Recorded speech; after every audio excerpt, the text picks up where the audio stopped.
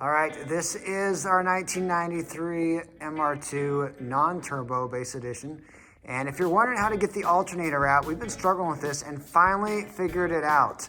So you actually come in through the top. So I failed to take video of the actual removal of the alternator. I did get a lot of pictures and I'll walk you through step by step here. But if you want the video, later on I have video footage showing the installation of the alternator, which is the reverse of the removal. So you can see that and it'll make it a little more clear. So the alternator is located on the right hand side, passenger side of the engine. If you look where that sun is hitting, there is the cruise control box, and if you go straight down there about 18 inches, you'll find the alternator. So the first thing you need to do is remove that right hand trim piece that's body color. There's a Phillips head screw at the top of it and another at the bottom. You'll need to take those out and pull that trim cover off. Then you're going to want to take the cruise control unit out. It is held in by three 10mm bolts. It's that black box there with the service record sticker on it, and you'll take that off. Next, you'll remove the two electrical connections on the back of the alternator. One is covered by a cap there, and it has a nut that you'll need to remove. The other one is just a clip-in electrical connection that you'll need to squeeze and pull out. They're both hard to do, and you'll need to do it by feel. Here is another shot of the cruise control box you're going to be removing. As I said, it's held in by three 10mm bolts, and then you're just going to slide it out of the way. You'll also need to remove the diagnosis and that little black box next to it. It's held on, I believe, by a 12 or a 10mm bolt, and you'll want to unclip those and rotate them out of the way. This is the cruise control unit. Once you've got that trim panel removed, you can see there's a lot of gunk that collected under this particular project car of mine. This is looking down through. Once that cruise control unit has been pulled out of the way and the diagnosis port has been pulled out of the way, you can see the alternator and the bracket down below. So next you need to remove a couple of bolts from underneath the vehicle. I got in front of the right rear wheel and looked backwards towards the alternator. You can see there is a 14mm bolt that goes through the alternator and holds it in place. Here I have my socket on that 14mm. You're going to pull that one out and also remove the other bolt that is on the top of the alternator. Those are the only two bolts holding it in place, along with the two electrical connections on the back. Once you have the alternator out, you can push it to the side, and we're going to remove that heavy cast iron bracket, the big black thing there in the picture. And it is held in place by five 14mm bolts. Two of those bolts you can see here in this picture at the top are coming out of the block, and you have a nut that's holding them on, so you need to take those nuts off. And then the third one in this picture here is a bolt going back in. You'll need to remove it. I found it was easiest to access those by laying on my back and looking forward to the back of the car. You can see putting a couple extensions on, I was able to get access to those 14mm bolts. I used quite a few extensions to get them on. You'll notice here the top two are bolts that kind of act as a hook, and the other bolt is going back in. Along with these three 14mm that you see in the picture, there's a couple more that I accessed by laying in front of the rear tire and then just feeling back up underneath, and basically using feel to take those out. It's kind of a pain, but you need to get all five of those bolts out. So you can see we've got the alternator almost ready to come out. You have to remove, first off, this little trim piece right here. You've got to remove it on this side, and that'll give you access to some bolts to remove the cruise control unit, which sits right here. And you just pull that over to the side. So we've got that off. There's another 10mm or 12 maybe here that you've got to take off, which takes these parts off, and then I just kind of tucked them out of the way. See how they're tucked over here? And disconnect this vacuum line here, and then you also need to remove a little bracket that's right here. It's held on by two 12mm bolts as well. I should have mentioned, before you can get the alternator out of the top, you have to remove the alternator bracket, which is this puppy right here. So it is held on by two 14mm bolts, or nuts. So there's bolts sticking out that come through here with nuts on them, and then a bolt, a 14mm bolt. We found that the best way to get this out was to come in through the back side of the vehicle, under here, and if you maneuver yourself just right above that support, you'll be able to see those. We added a whole bunch of extensions to our wrench to be able to get this guy off and pull those 14mm out. We also took the end cap off here, which has the little bracket piece that has the adjustment bolt on it for the alternator. So this guy's got to come out first. It's going to be a pain to put back in. It was a pain to take off. Make sure you spray that liberally with some PB Buster or something similar.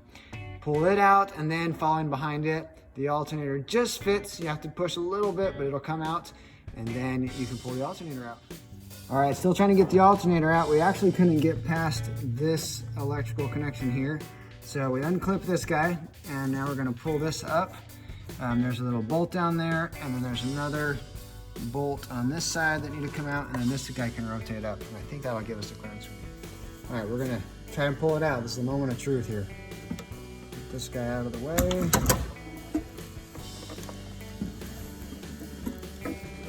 A little bit tight of a squeeze there, but it does come out. So this guy is toast. Look at this alternator. Whew. But that is proof that you can get it out. All right, alternator swap out on the 93 MR2 continues. As you can see, we got the old alternator out. We had to remove quite a bit of stuff, and that's where it goes, down in that hole. There we go, kind of see it. It's gonna mount back up in there, and we gotta put the alternator bracket on first. Actually, we gotta get the alternator in first, slide it through the hole, and then get the bracket on, and then put it back together in reverse order. So, should be a lot easier now that we know what we're doing. All right, let's put her in. So we're gonna go in pulley first. Just kind of slide it in, down all the way. This is the tricky part where you have to kind of wiggle it around to get it in there. We put the wide bolt hole here, the one that's thicker, and the smaller one on the other side, and it dropped right on in. So now that we've got it in, we're gonna put in the bracket. All right, this is the alternator mounting bracket. It's gonna go in the car like this. So what it has is 2 bolts coming out that are gonna go through these holes, and then these 3 holes here have bolts that go in through them. So the first 2 kind of serve as a hook. So you're gonna drop this down in there, and then you're gonna hook it on. When you drop it in there, we're gonna have to finagle it a little bit because the alternator's in there and it's a tight squeeze. So it'll be a little bit of jimmying both of those next to each other to get them to go in. So let's see if we can get this guy in. We know it goes in because it came out, so.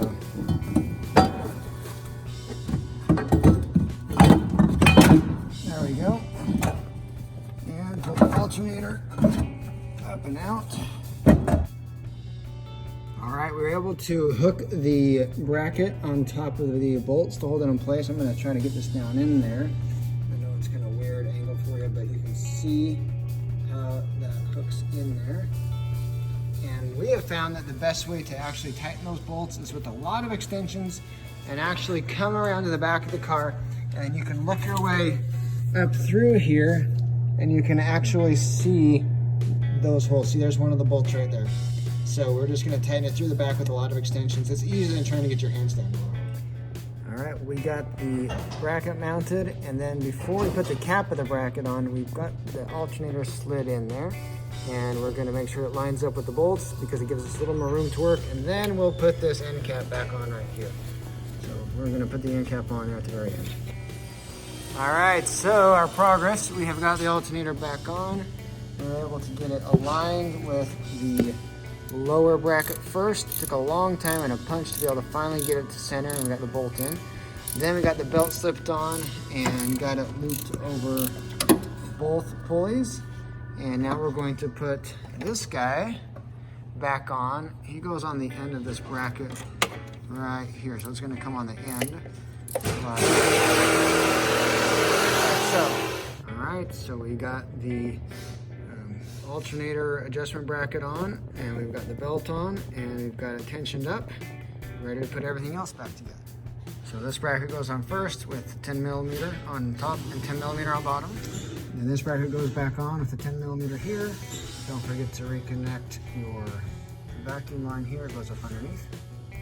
Then we're gonna put the cruise control unit back on with this bracket on the cruise control unit coming down to this bottom guy, and the top one's coming up. Not that one. Coming in here and down there. All right, got a roll button back up. Got the cruise control unit back on with these 3 10 millimeters. This guy back on. Don't forget to put this hose back on. And we also put a new belt on the AC compressor. Not sure if that's going to work or not, but we'll find out. By the way, to loosen it, you have to loosen the horizontal bolt, which is 14, and then you can loosen the top bolt and move it to move this pulley up and down. And then once you get the belt on, tighten the belt up with this guy.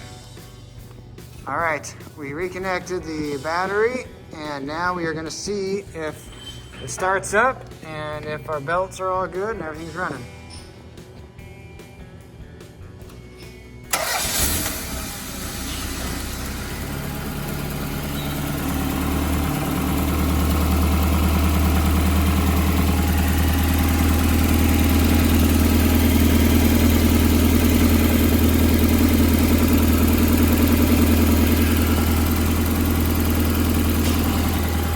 Good. I think that's a successful operation there.